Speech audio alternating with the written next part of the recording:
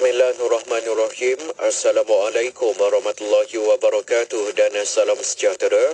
Bersama saya Ahmad Nazari Muhammad Yusof dalam berita IKIM. Sabah dengan biodiversiti yang sangat besar menawarkan khazanah sumber genetik yang boleh dimanfaatkan untuk pelbagai aplikasi bioteknologi. Dalam ucapan perasmian pada Simposium Bioteknologi Antarabangsa kali ke-8 di Kota Kinabalu, Sabah, Menteri Sains, Teknologi dan Inovasi Chang Lee Kam berkata, ekosistem negeri yang kaya termasuk hutan hujan, terumbu karang dan persekitaran laut dalam menempatkan sejumlah besar organisma, kebanyakannya mungkin mengandungi biomolekul unik dan belum dijumpai. Simposium yang diadakan selama 2 hari itu merupakan anjuran Institut Penyelidikan Bioteknologi Universiti Malaysia Sabah UMS dihadiri oleh 250 peserta termasuk dari Jepun, Korea Selatan, India, Pakistan dan Indonesia. Penubuhan pasaraya milik kerajaan merupakan antara rumusan hasil perbincangan meja bulat Kesejahteraan Sosiobudaya Malaysia Madani 2023 yang berlangsung di bangunan Parlimen.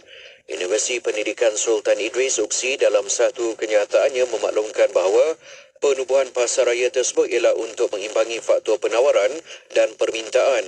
Menurut kenyataan itu lagi, selain itu perbincangan juga membawa kepada cadangan untuk mengembangkan model dan amalan terbaik dalam memupuk perpaduan seperti di Sarawak ke seluruh negara.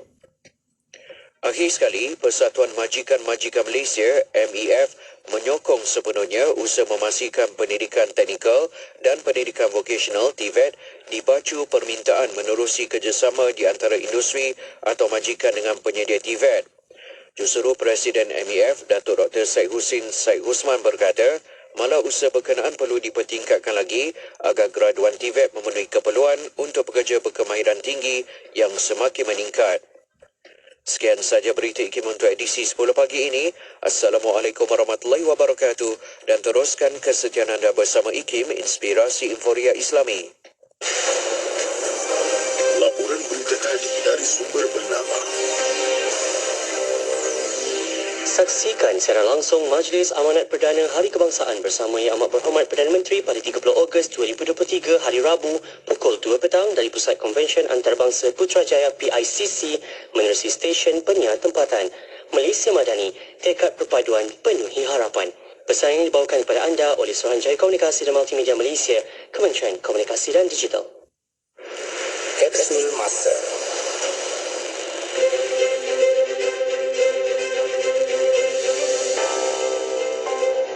Pada tanggal 31 Disember dalam tahun 2010, program Bina Insan Perhimpunan 1000 Jiwa Satu Hati telah dirasmikan oleh Datuk Haji Cik Mat bin Cik Ali, Pengarah Jabatan Agama Islam Wilayah Persekutuan Jawi di Dewan Muktamar Masjid Negara Kuala Lumpur selama 2 hari. Program Bina Insan Perhimpunan 1000 Jiwa Satu Hati ini dianjurkan secara bersama oleh pihak Jawi dan beberapa agensi kerajaan dan pertubuhan bukan kerajaan NGO lain seperti Masjid Negara, Ralatus Sakinah, Pertubuhan Ikram Malaysia, IKRAM, Kelab Rakan Siswa Islam Malaysia, Karisma dan Kelab Remaja GIM. Dengan moto program Anda Bijak Jauhi Zina adalah satu program khusus yang menghimpunkan para remaja dan belia, pemuda dan pemudi untuk sama-sama bersatu hati berpadu jiwa menyatakan tekad menolak perzinaan. Seramai 1,100 remaja yang berumur lingkungan 13 hingga 25 tahun mengikuti program ini. Petikan fakta ini disediakan oleh Seksyen Dokumentasi dan Penerbitan Arkib Negara Malaysia.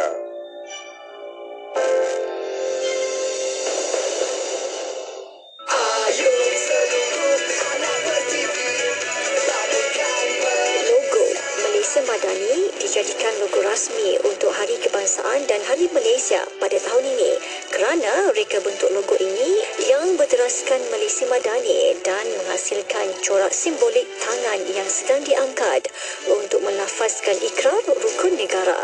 Logo ini mengandungi warna-warna asas jalur gemilang yang bertepatan dengan maksud tema yang dipilih pada tahun ini. Selamat menyambut Hari Kebangsaan dan Hari Malaysia 2023. IKIM, Inspirasi Inforia Islami.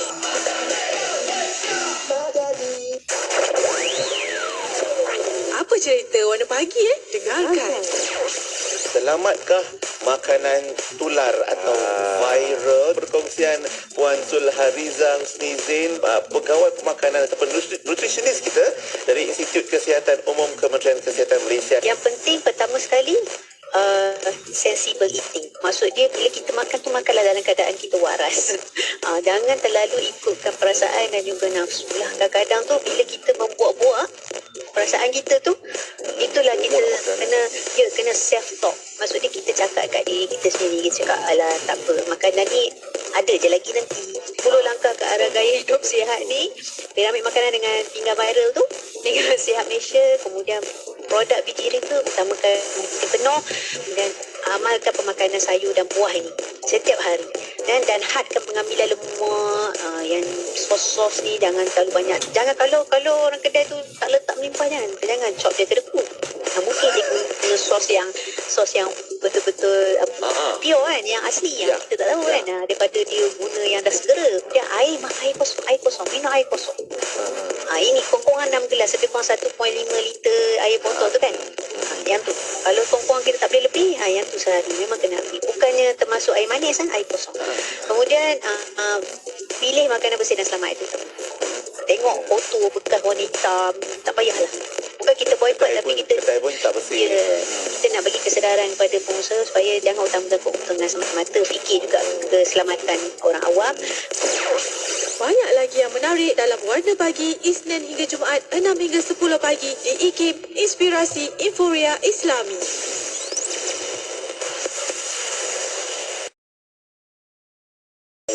Bismillahirrahmanirrahim. Alhamdulillahirabbil alamin wassalatu wassalamu ala rasulil amin sayyidina Muhammadin wa ala alihi wa sahbihi ajma'in. Allah menyebutkan idza jaa nasrullahi wal fath wa ra'aitan nasa yadkhuluna fi dinillahi afwaja. Apabila Allah telah memberikan pertolongan dengan pembukaan kota Mekah, yakni kemerdekaan, maka apa yang akan kamu lihat? Manusia akan masuk Islam berbondong-bondong, ramai orang akan masuk Islam. Kenapa dengan pembukaan kota Mekah? Kenapa dengan kemerdekaan sepatutnya menjadikan manusia ramai-ramai berminat dan akan masuk kepada agama Islam? Sebab apabila Islam memerintah, maka ad-din indallahil Islam. Inna dina indallahil Islam. Sesungguhnya agama di sisi Allah iaitulah Islam. Dan Islam ini diletakkan sebagai cara hidup, kehidupan manusia pada ketika tersebut. Dan tidak ada kehidupan yang paling cantik, perjalanan kehidupan yang paling cantik, melainkan perjalanan kehidupan yang berlandaskan kepada keadilan, kepada kehidupan akhlak Islam. Contoh terbaik yang akan dibangkitkan, yang akan ditunjukkan oleh orang Islam, akhlak yang paling baik, akhlak yang mencontohi akhlaknya Rasulullah SAW, akan menyebabkan ramai orang terdorong untuk masuk ke agama Islam. Islam agama suci, Islam agama yang mengambil berat tentang kebersihan, Islam yang memegang salih asyamat janji-janji Nabi SAW tentang orang-orang yang amanah, orang-orang yang tidak khianat. Maka andai orang Islam berpegang dengan Islam yang sempurna, maka tidak ada perjalanan kehidupan yang paling cantik, melainkan kehidupan yang berlandaskan kepada sistem yang dianjurkan oleh Nabi SAW, iaitulah dinullah, iaitu agama Islam. Namun ingat, jangan kita sampai jadi fitnah balik kepada Islam. Orang Islam berakhlak dengan akhlak yang paling buruk. Orang Islam yang paling banyak mencuri. Orang Islam lah yang paling banyak khianat dan sebagainya, menyebabkan orang tidak tertarik kepada Islam. Orang benci kepada Islam disebabkan perangai-perangai kita. Maka kita telah menjadi fitnah kembali kepada Islam. Maka tuan-tuan, apabila Allah berikan kepada kita salih asyamat kemerdekaan, maka berakhlaklah dengan akhlak Islam yang sungguh-sungguh.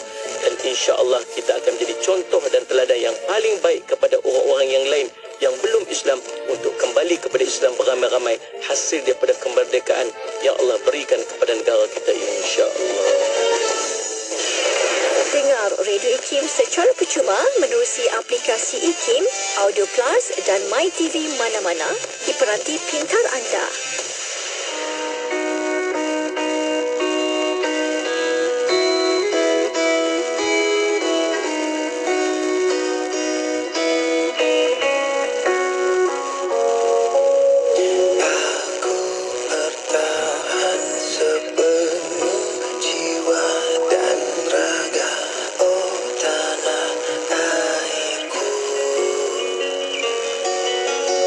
Aku beri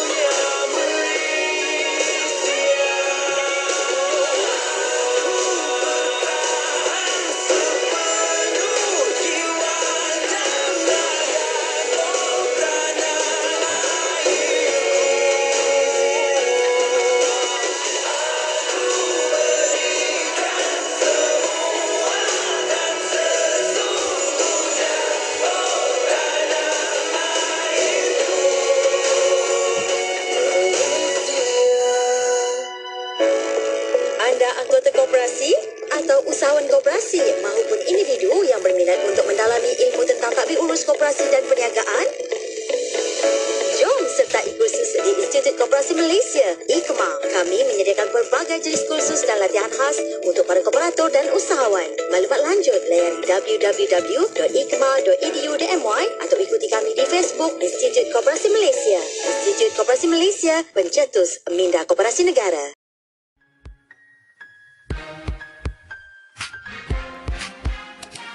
Kita kena tahu dan kita kena pegang sungguh-sungguh. Sebab rata-rata orang yang tak nak solat, dia mencari alasan. Dia mencari alasan, dia kata dia tak boleh solat kerana tempat mungkin tak sesuai. Ataupun mungkin dia kata dia tak boleh solat disebabkan dia rasa solat ini perlu dilakukan di masjid ataupun di surau saja. Kan? Ataupun ada lagi kan Syafiq, ada lagi yang saya pernah dengar sendiri, dia kata saya kalau nak solat tak ada sejadah rasa macam tak sah. Dia anggap salah satu sahnya solat itu mesti ada sejadah. Ni ada ni masyarakat kita. Jadi sahabat-sahabat,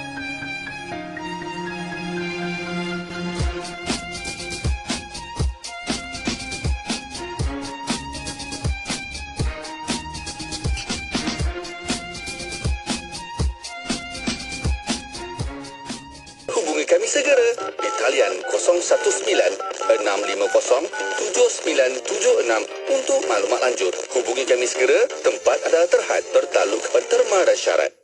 Berkelak 91.5 FM. Radio IKIM Inspirasi Inforia Islamia. Assalamualaikum warahmatullahi wabarakatuh. Selamat pagi kepada anda.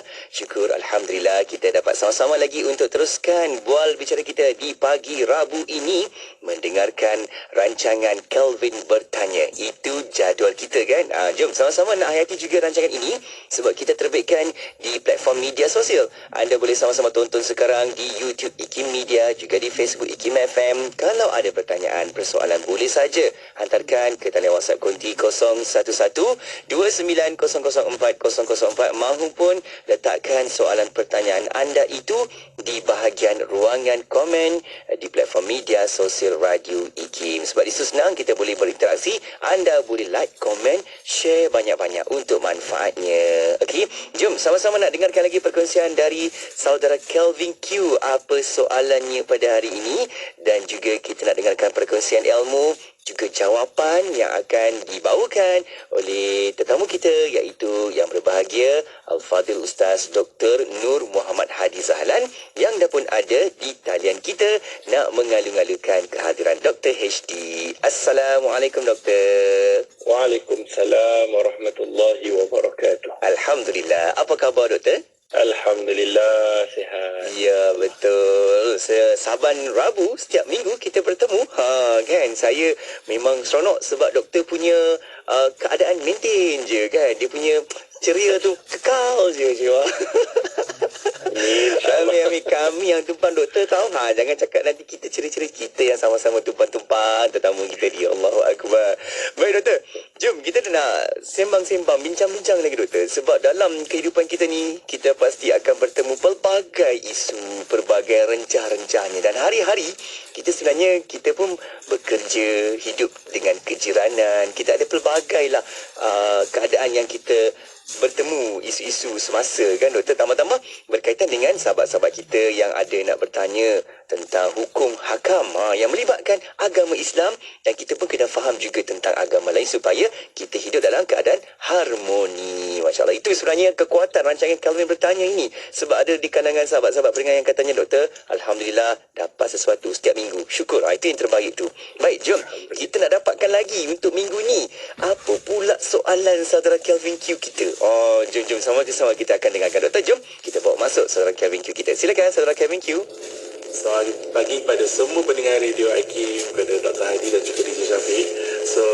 Soalan saya mengenai kalau saya mempunyai kenderaan yang saya ingin menjual kepada kawan yang beragama Islam, dan saya juga sebelum ni kenderaan saya ni saya ada pet dog lah, seekor anjing. Jadi boleh tak saya jual, ataupun ada tak langkah-langkah yang harus diperhalusi sebelum menjual kepada pemilik yang baru beragama Islam kan. Juga ada tak macam orang kata apa ya, bertukar duit yang pernah dipegang, ataupun kita memberi baju yang kita pernah pakai, ataupun bertukar bekas makanan. Jadi kalau apa step dia sebenarnya, sebab kalau saya tanya kawan saya yang baru balik dari Jepun, dia beli bento kereta api tau. Bento tu sebenarnya dalam tu ada makanan tak halal, tapi dia sebab dia suka bekas bento tu, jadi dia ada step dia, tapi saya dah lupa dah step dia, something like kena menabur pasir ke apa. Mungkin Dr. Hadi boleh jelaskan supaya kami semua tahu. Terima kasih. Baik, sama-sama saudara Kevin Q. Masya Allah doktor. Kalau kita lihat di situ, soalan simple tapi padat. Dan kita perlu tahu sebab isu itu memang kita bertemu, berjumpa dan akan kita ketemu nanti. Doktor, jom kita nak mulakan sesi kita ni doktor. Mungkin kita nak berikan temanya berkaitan dengan hukum hakam, jual beli. Banyak juga pertanyaan tu kan, bekas makanan ada dekat situ, pakaian ada dekat situ, kenderaan pun ada dekat situ. Doktor, bagaimana? Silakan mulakan sesi bicara kita. Bismillahirrahmanirrahim. Assalamualaikum warahmatullahi wabarakatuh. Alhamdulillahi rabbil alamin, wassalatu wassalamu ala ashrafi anbiya'i wal mursalin wa ala alihi wa ashabihi wa man tabi'ahum bi ihsanin ila yaumiddin. Amma ba'd. Alhamdulillah, syukur kita kepada Allah kerana Allah izinkan kita untuk duduk dalam majlis ilmu, walaupun kita duduk dekat dalam kenderaan ataupun tengah duduk dekat rumah, tengah masak, tengah buat kerja, di mana pun, maknanya kita masih lagi duduk dalam majlis ilmu. Itu satu kesyukuran. Sebab bila kita dengar majlis ilmu, kita dapat ilmu pengetahuan, kita tambahkan keimanan, kita tambahkan ketakwaan, maka dia akan menjemput redha Allah Subhanahu wa taala. Terima kasih kepada saudara Syafiq. Subhanallah, hari ini di konti selalu belakang tema kitab. Kan? Buku. Jadi alhamdulillah, terima kasih. Kemudian kepada sahabat kita saudara Kelvin yang bertanya tentang isu-isu semasa yang melibatkan urusan orang Islam untuk dijadikan pengetahuan kepada mereka-mereka yang nak mengenali tentang Islam. Betul.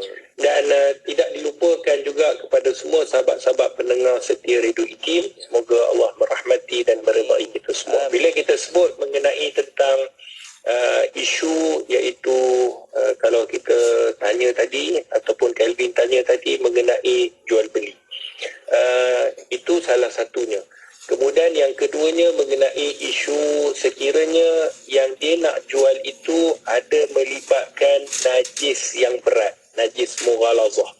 Maka isu ni kita akan kupaskan satu persatu. Yang pertama, kita nak kena faham dan kita nak kena tahu bahawa urusan jual beli bersama dengan orang yang masih lagi belum memeluk agama Allah, masih lagi belum mendapat hidayah Allah, ataupun bahasa kita non-Muslim, maka urusan itu dibenarkan.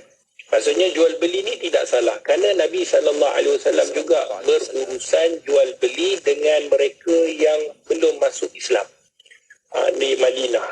Nabi SAW memajakkan baju besi baginda Rasulullah SAW, dan banyak di dalam hadis baginda Rasulullah, dalam banyak kisah para sahabat bagaimana bermuamalat dengan mereka yang masih lagi belum memeluk agama Allah.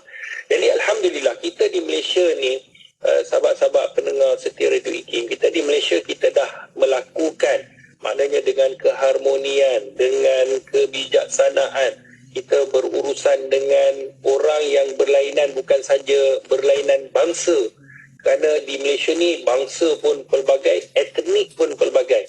Jadi kita dah berurusan dan kita ada kawan-kawan, kita ada sahabat-sahabat, kita ada jiran tetangga.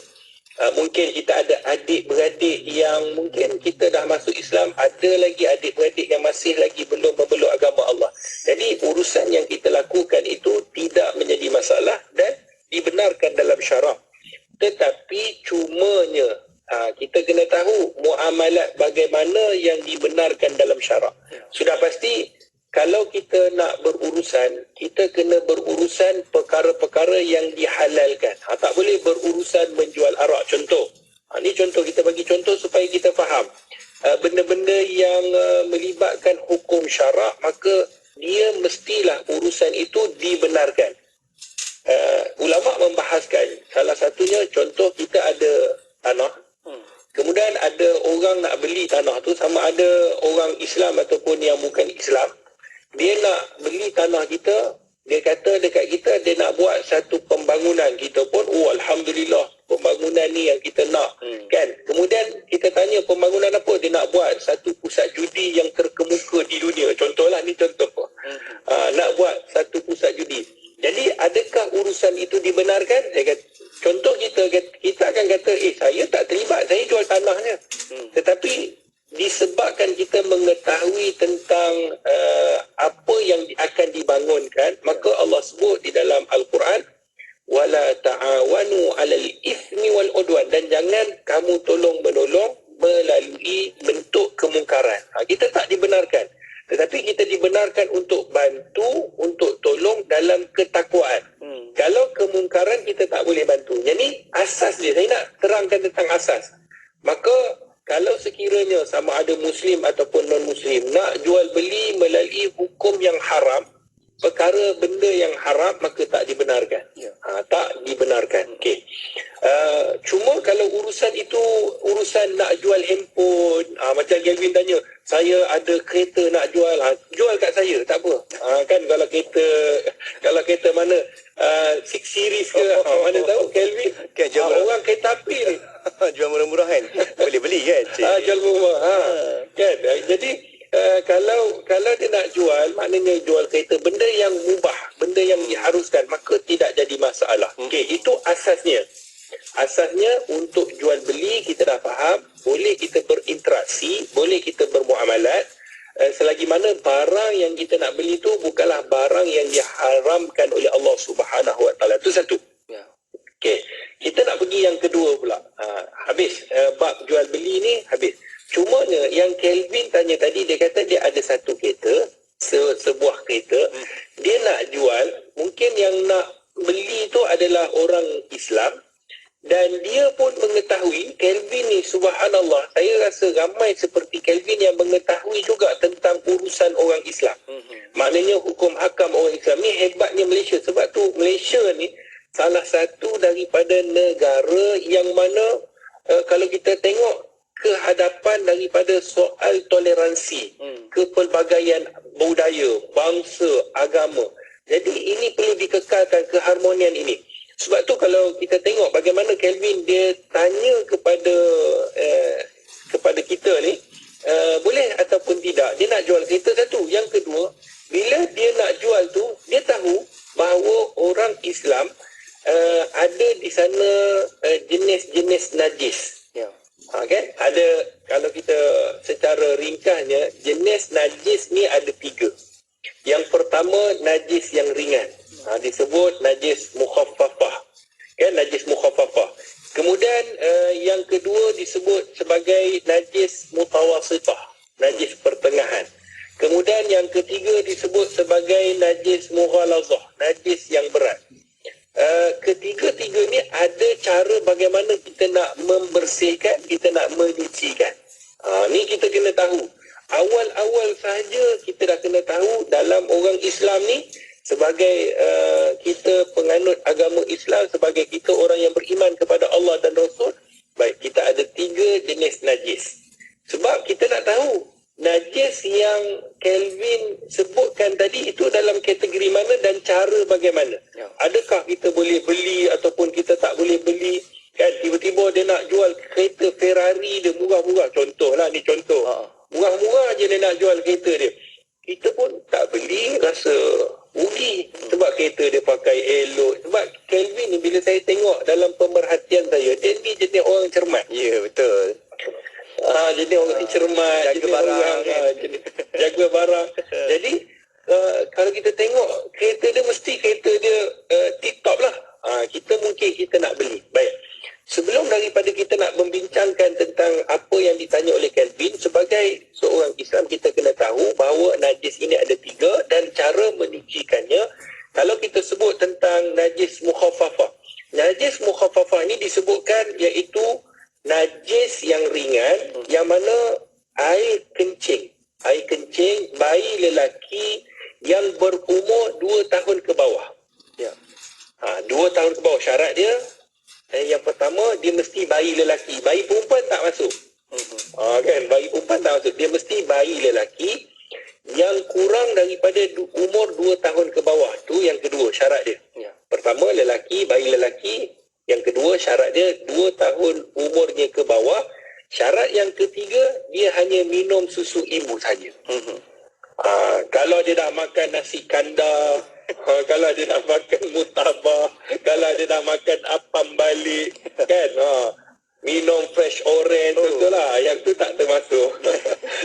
Tapi kalau dia makan sikit-sikit, maksudnya kata ulama, kalau makan sikit-sikit biskut, tetapi tetap menjadi makanan utama dia adalah susu ibu, maka dia termasuk. Kan? Kalau keluar-keluar tu dah makan dengan benda-benda yang berat, maka tak termasuk lah. Okey, jelas. Dia mesti susu ibu. Susu ibu susu ibu sahaja. Ya. Susu formula tak termasuk. Dia mesti susu ibu. Kan, ada yang bagi susu kambing, ada bagi susu lembu, ada bagi yang tu tak termasuk. Dia mesti susu ibu. Maka cara untuk menyucikannya adalah yang pertama, kita kena kenal pasti di mana tempatnya. Kemudian kita lap najis tu, contohnya di baju kita. Ini berlaku pada Nabi SAW. Ada seorang bayi yang kencing di atas Nabi SAW. Nabi tak marah pun. Kalau kita, ya Allah, apa punya budak ni, kau tak tahu ke ni baju baru beli, kan? Tapi Nabi tak marah. Nabi ambil kain, Nabi lap, kemudian renjiskan air mutlak. Maksudnya ambil air, renjiskan saja, cukup. Jadi Ustaz tak perlu basuh ke dalam washing machine ke, tak perlu kena letak sabun ke, tak perlu. Sebab dia adalah najis yang ringan. Nama pun ringan. Lap, kan? Ada najis, lap, kemudian renjis. Itu najis yang ringan. Yang kedua, najis yang disebut mutawasitah. Mutawasitah ni selain daripada najis ringan tadilah. Maksudnya bayi, perempuan, orang lelaki dewasa, perempuan dewasa, orang veteran, najis yang ringan, haiwan dan sebagainya. Maka apa yang kita kena buat? Yang pertama, kenal pasti mana najis tu. Yang kedua, hilangkan najis tu. Kalau contoh hilangkan najis ni, kalau dia najis yang berbentuk, yang ada yang boleh nampak. Saya tak nak sebut lah. Tapi yang boleh nampak, hilangkan dulu najis tu. Macam contohnya tai kucing. Hilangkan dulu najis tu, ambil tai kucing tu, pergi buang dulu. Kemudian barulah kita basuh tempat yang terkena dengan najis itu dengan air mutlak. Dia mesti hilang bau, rasa dan warna. Bau kita tahu, bau kita bau. Oh, ada lagi bau. Tai kucing contoh. Kita bersihkan. Tengok warna, kalau kuning-kuning ada lagi, kita sucikan. Rasa macam mana nak buat? Ramai orang kata, Ustaz, tak sanggup saya nak pergi merasa. Dia ingat rasa pakai lidah. Tak, jangan buat pasal. Rasa ni bukan pakai lidah. Rasa ni adalah melalui penglihatan kita daripada hati kita. Tengok, rasa kita belum cukup lagi. Itu makna rasa kata para alim ulama. Okay, itu najis mutawasitah. Yang ketiga, najis mughalazah. Saya sebut ni sebab apa? Sebab Kelvin tadi tanya, dalam kereta dia selalu adalah pet, dia kata kan, iaitu anjing, haiwan. Jadi kalau kucing tak apa, kalau beruang pun tak apa lagi kan, mana tahu dia bela beruang ataupun harimau, contoh kan. Tapi kalau yang panda ke, jadi kalau contoh kalau contohnya kalau disebut sebagai najis yang kategorinya berat, iaitu najis mughalazah. Iaitu najis mughalazah ni adalah najis anjing dan babi lah, ataupun keturunan mereka dua. Keturunan ni contohnya anjing kahwin dengan kucing, keluarlah cat dog. Contohlah, kan? Itu dikategorikan sebagai najis berat juga. Sebab pencampuran. Jadi katakanlah, kata para alim ulama, najis mughalazah ni kita nak bersihkan macam mana? Yang pertama, kita kena kenal pasti najis itu dulu. Sama juga buang najis tersebut. Kemudian yang ketiga, kita basuh tempat itu dengan 7 kali basuhan. Kalau siapa tengok di FB ni, dia untung sebab dia nampak pergerakan tangan Ustaz. 7 kali basuhan. Salah mesti dengan air tanah. Dan ulama sebut salah satu tu mestilah dengan air tanah, maka paling bagus adalah mulakan dengan air tanah tadi. Air tanah tu ambil tanah campur dengan air, basuh. Maknanya mulakan dengan nombor 1 lah. Nombor 1 basuhan pertama tu kita ambil air tanah, kita campur dengan air mutlak, kita basuh tempat yang terkena najis, sama ada anjing ataupun babi itulah. Okey. Itu disebutkan. Kemudian 6 lagi tu berbaki basuh dengan air mutlak. Sebab ni perbahasan ulama. Kadang-kadang ada ulama kata nak menggunakan air tanah ni nombor 1 ke nombor 7. Kata kalau nombor 7, kalau kita basuh yang terakhir mesti yang ada yang ke-8, sebab bila air tanah ni dia meninggalkan tanah-tanah. Jadi kita kena bersihkan pula. Jadi kata ulama, basuh pada nombor 1. Awal-awal tu kita dah basuh dahulu. Kemudian barulah diikuti dengan air mutlak. Kalau guna air pipe, macam mana kita nak kira 6 kali? Jadi kita agak-agak kita basuh. Okey, ni sekali, yang ni 2 kali, ni 3 kali. Dia agak-agak je. Tak perlulah kita pergi ambil kan satu baldi. Okey, ni sekali. Satu dua, tak perlu. Dia agak-agak saja daripada kadar keperluan. Tak perlulah sampai satu baldi, satu kolah, satu tong ni, tak perlu. Itu dah membazir. Jadi nak menyucikan cukup mudah. Cukup mudah. Sekarang ni pula ialah kadang-kadang ada sabun, disebut sabun taharah, sabun yang dah digunakan seperti mana sabun tanah ni lah. Lagi mudah. Boleh digunakan. Okay. Jadi itu kita dah faham bahawa Islam ada cara jalan penyelesaiannya bagi mereka yang menghadapi situasi sekiranya, contohnya sekiranya dia berhadap dengan najis yang ringan, najis yang sederhana dan najis yang berat. Baik.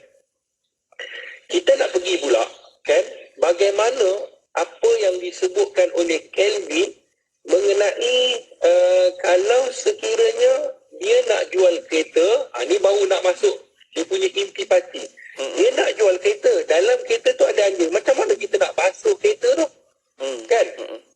Takkanlah kita nak pergi ambil basuh ni, ambil air semua kita nak pergi. Jadi adakah itu cara dia ataupun ada cara-cara yang lain?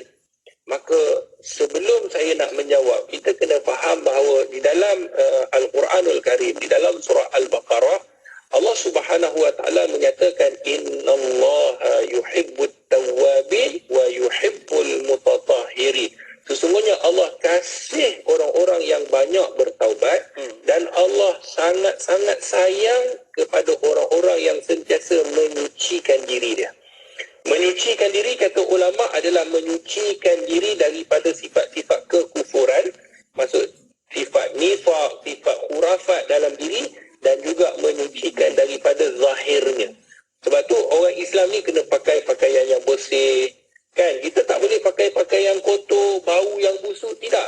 Tak dibenarkan. Maka kena tengok, kalau Nabi SAW, orang tengok Nabi ni umpama bulan purnama, cantik, segak, handsome Nabi ni, kemas. Sebab ada sahabat yang masuk, Nabi tengok kusut masai, Nabi suruh sikat rambut dia, sebab Nabi juga sikat rambut. Nabi perelokkan rambut baginda Rasulullah. Kita kadang-kadang orang lelaki minta maaf lah, orang lelaki kadang-kadang bila dah sampai waktu umur, dia kata, "Alah ustaz, botak pun botak." Bukan salah orang botak, tidak, jangan salah faham. Tetapi bagaimana baginda Rasulullah jaga rambut, treatment rambut baginda Rasulullah. Nabi letakkan minyak zaitun, Nabi balut. Nampak bagaimana Nabi jaga. Kita hari ni biarlah dah kahwin, nak buncit-buncit lah dia kata. Kan? Sebab apa? Sebab dia kata dah kahwin dah ustaz. Jadi kita kena tahu bahawa dalam satu hadis kata Nabi, innakum qadimuna ala ikhwanikum, kamu akan berjumpa dengan sahabat, fa aslihu libasakum, maka perelokkanlah pakaian kamu. Pakaian kalau jumpa kan, tengok macam saudara Syafiq, dia ni pun segak juga orang ni. Saya kalau tengok dulu tak jumpa tak apa, bila saya jumpa kemas, dia punya pakaian teratur kan, dia punya kalau baju tu tight in, Allah. Maknanya alhamdulillah kita tengok tu orang dia kemas. Maknanya kita selesa, kita bercakap pun selesa, bahasa pun teratur. Kan? Jadi inilah yang ciri-ciri yang Islam ajarkan ini menjadi salah satu daripada kepentingan di dalam agama Islam seperti mana yang disebutkan dalam hadis Muslim, at-tahur syatrul iman. Bersuci itu merupakan ciri-ciri keimanan. Ya. Kalau orang tu suci, orang tu bersih, dia mempunyai ciri-ciri keimanan. Baik. Sahabat-sahabat pendengar Radio IKIM, saya nak masuk ke tajuk Kelvin ini. Jadi, kalau sekiranya situasi, ada dua situasi. Sekiranya Kelvin dia jual kereta tanpa dia memberitahu. Yang kata keadaannya, contohlah keadaannya, dia kata dia nak jual kereta, sedangkan dia pernah pelihara ataupun dia pernah letakkan anjing dalam kereta. Ini contohnya. Ya. Satu, dia tak bagi tahu langsung. Kita beli-beli, kita pun tak tahu.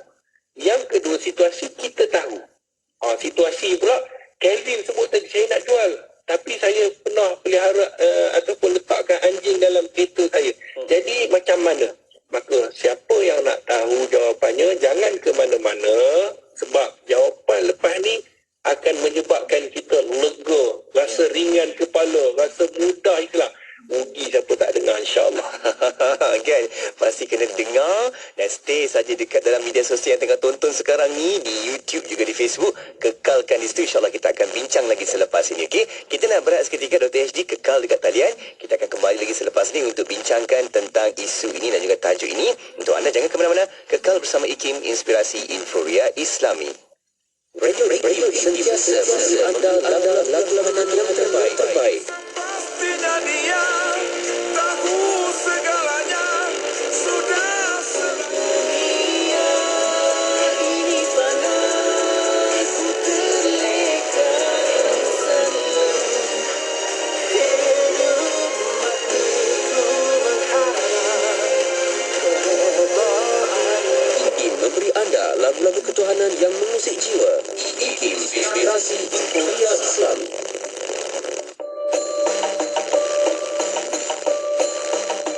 Masjid Muhammadiyah Ipoh. Masjid ini dinamakan Masjid Muhammadiyah bersempena dengan nama masjid lama, iaitu Madrasah Muhammadiyah. Bagaimanapun, ia lebih dikenali dengan nama Masjid Cina oleh penduduk tempatan. Masjid ini terletak di Taman Tasik Jaya, Ipoh. Ia telah siap dibina pada Ogos 2013 dan dibuka kepada orang ramai 4 hari sebelum Hari Raya Aidilfitri pada tahun yang sama. Masjid ini mempunyai seni bina setanding dengan Masjid Cina yang terdapat di negeri Kelantan, Melaka dan Negeri Sembilan. Pintu masuk utama dihiasi tulisan Cina di bahagian kanan dan kiri, manakala perkataan Masjid Muhammadiyah dalam tulisan Rumi di bahagian atas. Masjid ini merupakan masjid yang pertama di Malaysia yang menggunakan sepenuhnya seni bina Cina. Masjid Cina yang pertama telah dibina di negeri Kelantan. Bagaimanapun, seni bina masjid di Kelantan telah mengambil inspirasi gabungan seni bina Cina dan Siam.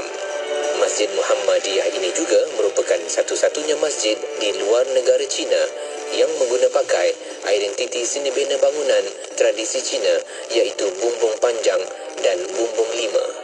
Warna merah turut dijadikan warna utama pada kebanyakan struktur tiang, menara dan pintu gerbang.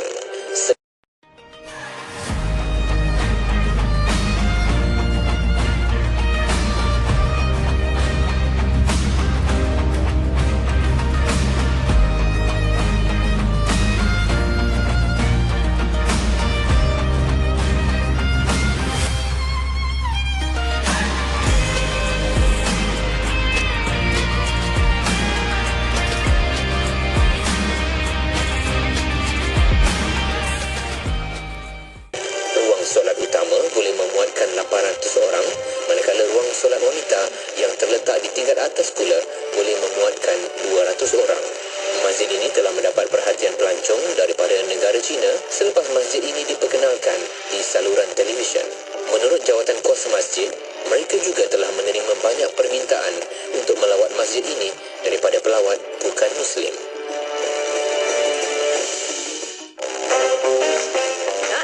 Terkini tentang Radio IKIM, atau nak tengok video menarik daripada para penyampai Radio IKIM, atau anda nak tahu apa yang best, jom ikuti kami di semua platform media sosial. Kalau di FB, cari kami di IKIM FM, Instagram Instagram ikim.my dan TikTok @radioikim. Kalau tak ikuti, anda yang rugi. Kembali bersama IKIM, Inspirasi Inforia Islami. Syukur Alhamdulillah anda masih lagi bersama saya Syafiq Saleh. Untuk pertemuan di Aspirasi 10.1, kita berada di rancangan Calvin Bertanya dan kita dah pun dengarkan soalan yang dibawakan oleh saudara Calvin Q sebentar tadi berkaitan dengan jual beli antara orang Islam dan juga orang bukan Islam, dan kita nak bincangkan lagi berkaitan dengan isu taharah juga, iaitu isu suci dan bersih dalam agama Islam. Jadi jom kita nak bersama lagi dengan tetamu kita yang akan terus memberikan jawapan, iaitu Al-Fadhil Ustaz Dr. Nur Muhammad Hadi Zahlan yang masih lagi berada di talian kita. Doktor, jom kita nak sambung lagi Doktor dengan perbincangan kita ini. Silakan. Bismillahirrahmanirrahim. Terima kasih kepada saudara Syafiq, sahabat-sahabat setia pendengar Radio IKIM. Semoga Allah merahmati dan meridai. Tadi kalau kita dah bincang, saya recap sikit. Kita dah bincang beberapa perkara. Yang pertama, hukum jual beli bersama dengan orang yang non-Muslim. Maka hukumnya dibenarkan. Dan bila tak dibenarkan itu apabila kita berjual beli mengenai barang-barang yang haram di sisi Allah Subhanahu Wa Taala. Ini terpakai juga kepada orang Muslim. Dia tak bukan saja non-Muslim. Kalau orang Muslim jual benda yang haram juga tak dibenarkan. Baik, itu yang pertama. Yang kedua, kita dah mengetahui tentang najis. Jenis-jenis najis ni ada 3. Najis ringan, najis sederhana dan najis berat. Najis ringan kita dah tahu cara untuk nak menyucikannya. Najis sederhana kita pun dah tahu, najis berat. Maknanya bila kita dah tahu pembahagian najis ni, senang untuk kita masuk yang ketiga, mengenai tentang soalan Kelvin tadi. Kalau tidak nanti kita akan tertanya, Ustaz, macam tu saya dah beli macam mana pula? Kan? Saya dah beli dah yang Acong punya, Ahmeng punya, Mutu Sami punya kereta ni macam mana ni saya ni? Sekarang ni takkan saya nak pergi pakai dah. Jadi jawapannya, yang ni yang saya sebutkan, dia ada dalam 2 keadaan. Ya. Satu keadaan yang kita tahu, satu keadaan yang kita tak tahu. Jadi kita pergi keadaan yang tak tahu dahulu. Tak tahu dulu. Baik. Kalau kita tengok seperti mana yang disebutkan di dalam kitab dan di dalam kaedah-kaedah fiqhiyah, kaedah fiqh, dia kata kita kena faham bahawa sesuatu perkara tu seperti mana yang disebutkan dalam Subul Salam, al-asla fil al-asya' taharah. Asal kepada sesuatu itu, maka hukum asalnya barang itu adalah suci. Contoh. Ada dulu kami pernah buat perbincangan, ada perbincangan di sebuah universiti. Waktu tu saya jadi salah seorang daripada ahli senat di universiti. Kemudian ketika itu lepas habis mesyuarat ada sikit perbincangan rektor waktu tu dia tanya, apa kan hukum kalau kita masuk ke bilik hotel, kemudian hotel tu ialah kita pun tak tahu gelasnya, pinggan, mangkuknya, mungkin ada yang minum arak dan sebagainya. Jadi perlu tak kita basuh, sertu ataupun samak dan macam mana? Contohlah macam tu dia cakap. Ataupun kita pergi rumah contoh yang sekarang ni rumah-rumah sewa, ataupun kita pergi rumah homestay yang kita nak duduk seketika, mungkin rumah tu dimiliki oleh non-Muslim dan mungkin sebelum ni dia pelihara anjing ataupun apa sahaja. Jadi macam mana? Pada ketika itu ada seorang profesor, dia dalam bidang Islam. Dia kata, kita kena basuh, kita kena sertu, kita kena macam ni. Lepas tu rektor tu dia tengok saya, dia tanya pandangan saya. Saya kata sebenarnya tak perlu. Berdasarkan apa yang dibuat oleh Umar Al-Khattab dengan Abdul Rahman ketika mana mereka bermusafir pergi satu tempat dan ada di sana ada satu kawasan tadahan air. Ketika itu mereka nak minum dekat tadahan air itu, dan Abdul Rahman pada ketika itu bertanyakan kepada orang yang menjaga tempat tu, ada tak binatang buas yang minum di sini? Kerana binatang buas kita tahu air liurnya najis. Jadi ada ataupun tidak binatang buas yang minum di kawasan ini? Apa kata Umar? Jangan kamu bagi tahu dia, maka minum saja. Sebab tak perlu kita nak pergi selidik. Contohnya kalau suami bawa balik gaji, dia panggil kan, isteri tanya, bang, abang dah dapat gaji ke? Kan, tengok muka suami gembira je, baru dapat bonus, baru dapat gaji. Dah alhamdulillah abang. Gaji tu datang daripada mana? Memanglah dia tahu kerja. Cuba abang tengok 100 tu mana punca asal dia, daripada mana. Ni mungkin kedai yang ada berkaitan dia lah. Sebab duit tu, note duit tu kan pergi merata. Takkan kita dapat duit, contohnya duit saudara Syafiq ada 100 banyak dalam poket saya tengok. Contohnya kan. Lepas tu dia kata, Ustaz saya kena samak tak benda ni, sebab benda ni pergi merata, kita tak tahu. Jadi jangan samak, bagi kat saya je. Dia mudah. Sifir dia bagi kat saya, insya-Allah selamat. Dia doktor, yang paling terfikir sekali duit ni, bila kita pergi pasar kan kita pergi pasar, kita tak tahu duit tu tiba-tiba terpandang dekat tempat-tempat yang mungkin non-Muslim punya kan. Dia pegang, lepas tu kat kita pula dah sampai kat kita duit tu. Ada pernah pegang. Itu terfikir tu. Nampak? Ini soalan dia sama. Dia cakap, kalau dia sama je situasi dia. Kalau kita tak tahu, maknanya non-Muslim pegang, mungkin dia jual sayur. Mungkin dia jual bawang. Dia bukan membawang, dia jual bawang. Beza tu. Jadi mungkin dia buka kedai makanan yang mungkin tidak ada benda-benda yang melibatkan benda yang haram. Okey. Ataupun kalau melibatkan benda haram macam mana? Okey, sekiranya kita tak tahu, kembali kepada kaedah asal, sesungguhnya kata ulama annal asla fil asya al-tahara. Asal kepada sesuatu hukum itu adalah bersih, suci. Dan kaedah yang kedua, al-asl baqa' ma kana ala ma kan. Hukum asal sesuatu barang itu kekal seperti mana sebelumnya. Kalau sebelumnya suci lah. Maka saya sebutkan dalam situ, bila ditanya saya kata, kalau kita masuk bilik hotel, kita nampak bersih, kemudian ada gelas, ada pinggan, kita nak guna, kita basuh je lah. Kita basuh saja. Kalau sekiranya kita takut habuk, itu saja sudah memadai. Melainkan kalau kita masuk bilik, tu dia, orang Kedah sebut, tu dia kata, atas pinggan tu ada kepala khinzir. Dia letak elok je kan, dengan dijamukan, contohlah. Itu baru kita mengukur, yang ni ada najis yang berat. Maka kita akan nak membersihkannya mengikut kaedah kita lah tadi. Najis yang berat tadi yang saya sebutkan tadi awal-awal. Maka kita nampak tak? Maknanya kata ulama, sekiranya kita tak tahu, maka jangan kita hukum. Tetapi kalau katakanlah kita rasa syak, kan, kita rasa syak ni berat lagi hampir kepada keyakinan. Saya tahu ni mesti duit ini tadi dia pegang tadi khinzir contohlah. Kemudian dia pegang duit tu, saya nampak. Saya rasa, maka pada waktu itu kita menghukumi apa yang kita rasa lebih kepada nak tahu, lebih kepada keyakinan, dan kita rasa nampak macam tu, maka kita sertu ataupun kita samak sajalah. Selesailah masalah kita, betul tak? Tetapi kalau sekiranya kita tak nampak tapi kita nak menghukumi, maka kita akan jadi sulit, susah dan payah. Kalau kita beli kereta, contoh kita beli kereta kepada seorang yang belum masuk agama Allah, kita tak perlu selidik. Awak ada tak bela anjing dalam kereta ni?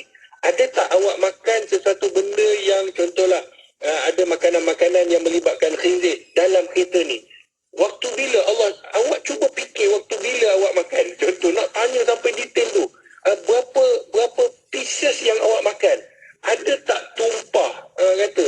Jadi kita tak perlu selidik sampai tahap macam tu. Sebab ini seperti mana yang disebutkan kisah Umar tadi. Maka tak perlu sampai kita nak selidik sehingga kita menyusah dan menyukarkan kita. Itu sekiranya kita tak tahu. Ustaz, kita nak kena jaga iman kita. Betul, tetapi Islam ada kaedah dia. Jangan kita guna nak jaga iman, kaedah kita ni nak jaga ni sehingga menyukar dan menyusahkan kita. Jadi Islam dah ajar panduan, ulama dah letak satu garisan panduan, maka kan mudah kita nak beli. Selagi mana dia tak bagi tahu, kita pun anggap ia sebagai taharah, sebagai suci. Sebab kereta tu suci. Okey. Itu kita dah faham kalau kita tak tahu. Masalah sekarang, Kelvin ni pergi bagi tahu. Punya bagus Kelvin ni sebab dia tahu tentang agama Islam. Dia pergi ceritakan. Dia kata, awak nak beli kereta saya ni bagus. Saya pun mengalu-alukan. Tapi kereta ni saya pernah letak anjing. Contohnya, binatang yang saya pelihara. Jadi macam mana? Maka di situ kita tahu bahawa telah diceritakan sendiri oleh pemilik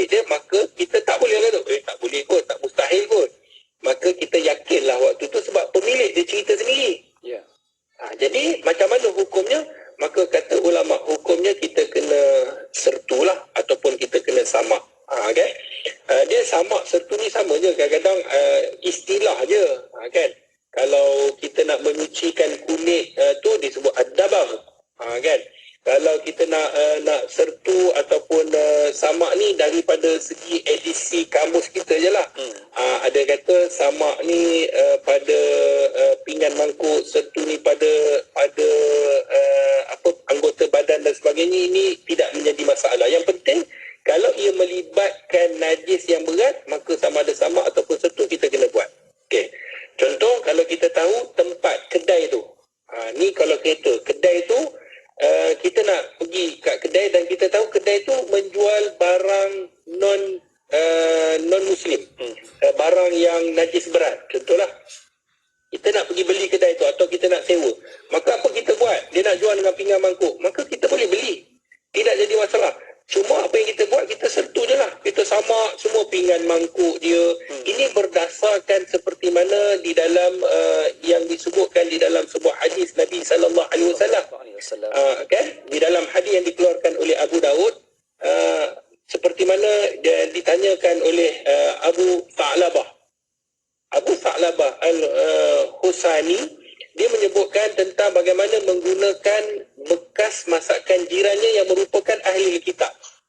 Maka kata Nabi SAW, sesungguhnya ni Tha'labah disebut, sesungguhnya kami berjiran dengan ahli kitab. Mereka biasa memasak daging khinzir di dalam periuk-periuk mereka dan biasa meminum khamar, ini arak, di dalam bekas-bekas mereka. Maka Rasulullah SAW menjawab, jika kalian dapat menggunakan perkakas-perkakas yang lain, maka makan dan minumlah di dalamnya. Maka guna pinggan mangkuk lain selain daripada perkakas itu.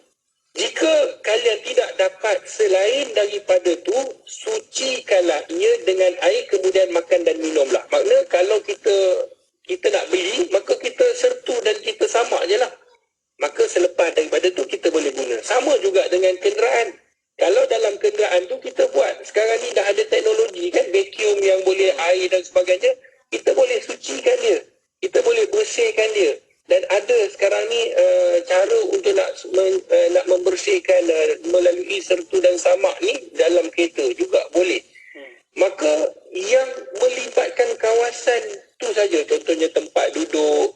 Tapi kalau dekat enjin, nak perlu sertu tak? Tak perlulah. Enjin bukan anjing tu duduk dalam enjin tu. Yang tempat kena je, yang tempat kena syak saja. Tempat yang kena je lah, yang kita tahu tempat yang kebiasaan dia duduk.